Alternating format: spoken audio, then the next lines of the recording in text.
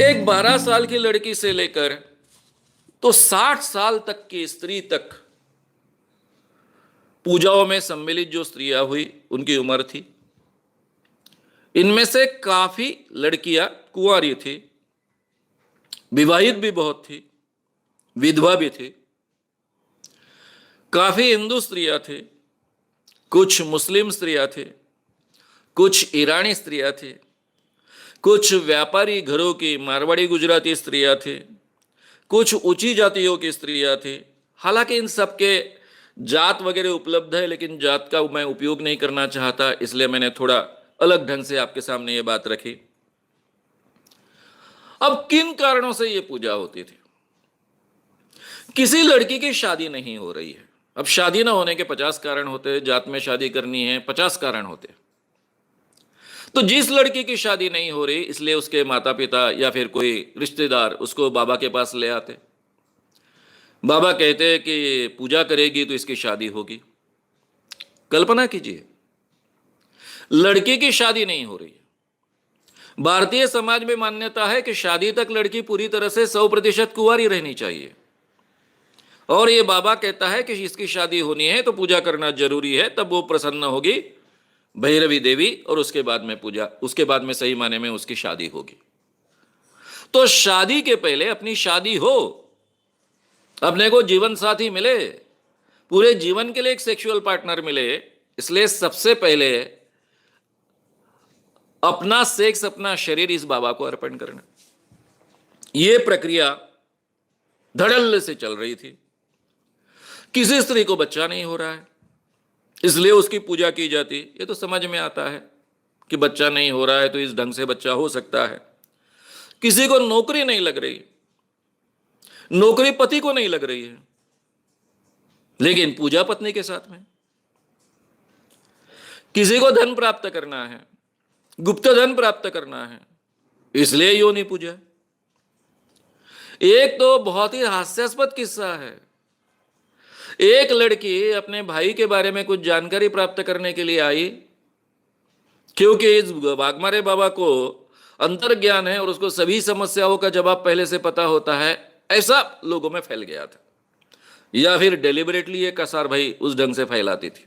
ये वहनी नाम की जो स्त्री थी, बाकी भी स्त्रियां जो इन्वॉल्व है उस इसी बात को फैलाती थी। कोई भी स्त्री कंप्लेंट करने को तैयार नहीं थे, क्योंकि सभी स्त्रियां पूजा में शामिल होती थी, वो नग्नावस्था में शामिल होती थी। ये बात किसी को पता चल गई तो जीना दुभर है, घर के लोग तो बाहर ही हकाल देंगे, इसलिए कोई किसी से कहने के लिए तैयार नहीं है। तो उस लड़की के भाई को एक्सीडेंट होने की गुंजाइश है, ऐसा वाघमारे बाबा ने कहा। और सही में कुछ दिनों बाद उसको एक्सीडेंट होते होते बच गया।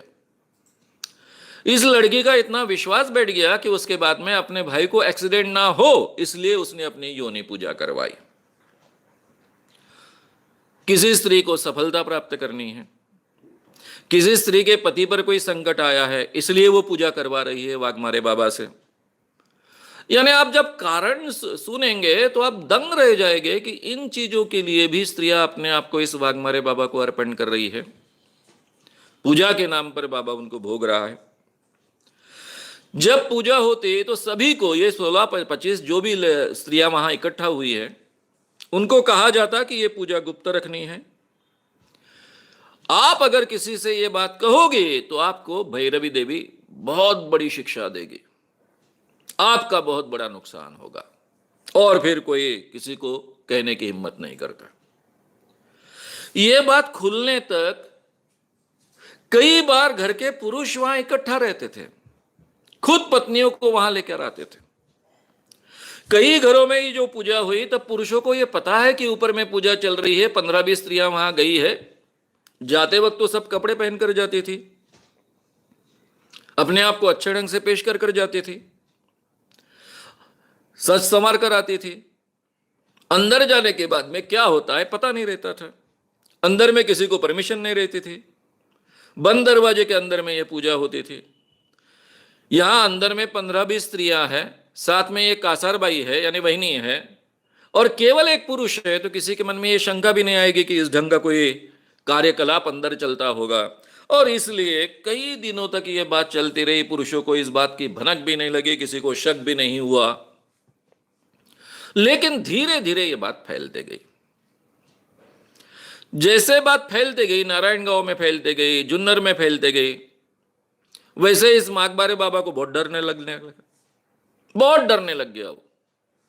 उसको बगैर नाम के लेटर्स आते थे, उसमें लिखा जाता था कि तुम क्या करते हो पूजा के नाम पर, हमको पता है, हम तुम्हारा मर्डर कर डालेंगे, वगैरह वगैरह, ऐसा डर उसको बताया जाता।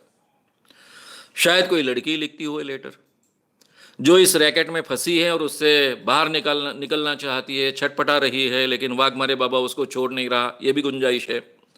लेकिन उस कारण वो बहुत डर गया, और डरने के कारण उसने सीधा नारायणगांव जुन्नर का एरिया छोड़ा और वो आ गया पूना के ही आउटस्कर्ट में वडगांव शेरी में रहने लग गया। अब ये योनि पूजा का चक्र वडगांव शेरी में शुरू हुआ। एक स्कूल टीचर, दिखने को ठीक ठाक, ऊंची जाति का, मैं जाति के नाम नहीं ले रहा हूं लेकिन बता रहा हूं, प्यार में पड़ा एक लड़की के। उस लड़की के साथ में उसकी शादी होना असंभव सा दिख रहा था, इसलिए वो मदद लेने के लिए वाघमारे बाबा के पास आया। अब एक लड़की से वो इतना प्यार करता है, उसी से शादी करना चाहता है, इसलिए वाघमारे बाबा के पास आया, और ये पूजा के चक्कर में वो फंस गया। अब ये कासार बाई को केवल एक वाघमारे पूरा नहीं होता था, कासार बाई ने स्कूल टीचर को इन्वॉल्व किया। कभी वाघमारे बाबा पूजा करता था, कभी ये स्कूल टीचर पूजा करता था, यानी स्त्रियों के साथ में संभोग करता था। कभी कभी एक ही समय में दो स्त्रियों के साथ में वहां पर वो कार्यकलाप चलता था। आप कल्पना कीजिए, 15-20 स्त्रियां इकट्ठा हुई है, उसमें 2 पुरुष है, ग्रुप ऑर्गेज हो रही है, बीच में कासारबाई घुस रही है और वो अपने आप को बीच में ही तृप्त करवा रही है, और ये सब धड़ल्ले से चल रहा है, पूना शहर के आउटस्कर्ट में चल रहा है। आजकल तो वडगांव शेरी पूना का ही हिस्सा बन चुका है। ये सब चल रहा था। पुलिस ने आखिरी में स्कूल टीचर को भी पकड़ा। सबसे बड़ी बात थी कि जब ये स्कूल टीचर के घर में ये प्रकार चलता था, तब नीचे उसके माँ बाप है, रिश्तेदार है, वो नीचे रहते थे, भाई बहन नीचे, और ऊपर के मंजिल पर यह सब प्रकार चलता था, लेकिन घर के लोगों को पता भी नहीं था कि ऊपर में क्या चल रहा है। नारायणगांव और जुन्नर से पहले महिलाएं वहां आती थी। अब नारायणगांव से अगर आना है, जुन्नर से अगर पुनः आना है, तो कम से कम 2-3 घंटे का प्रवास है।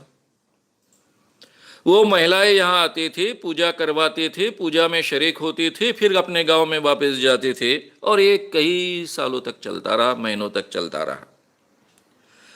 इन महिलाओं में आजकल पूना से भी महिलाएं बड़े पैमाने पर आने लग गई।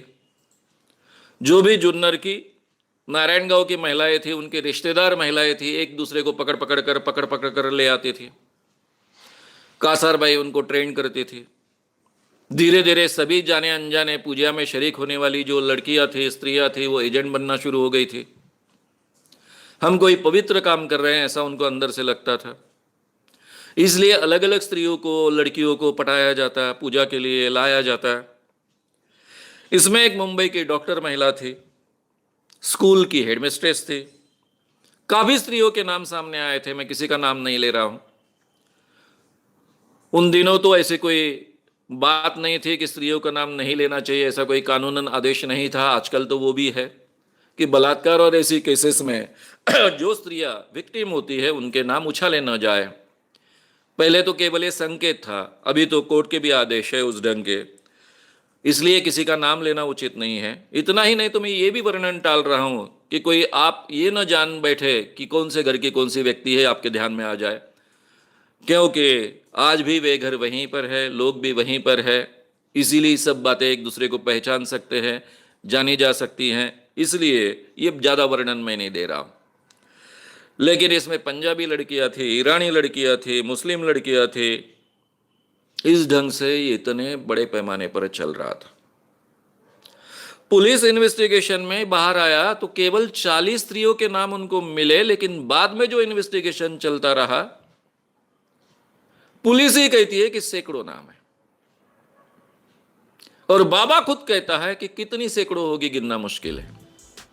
अगर आपको ये वीडियो पसंद आया हो तो उसे ज़रूर लाइक करें, लोगों में ये अवेयरनेस फैलाने में हमारी मदद करें। वीडियो को ज़रूर शेयर भी करें। तो हमारे YouTube चैनल शाम मानो को विज़िट करें। ऐसे सारे वीडियोस का आनंद लेने के लिए हमारे चैनल को सब्सक्राइब करें। उसके लिए सब्सक्राइब बटन दबाएं। नए वीडियोस का नोटिफिकेशन पाने के लिए बेल आइकन दबाएं।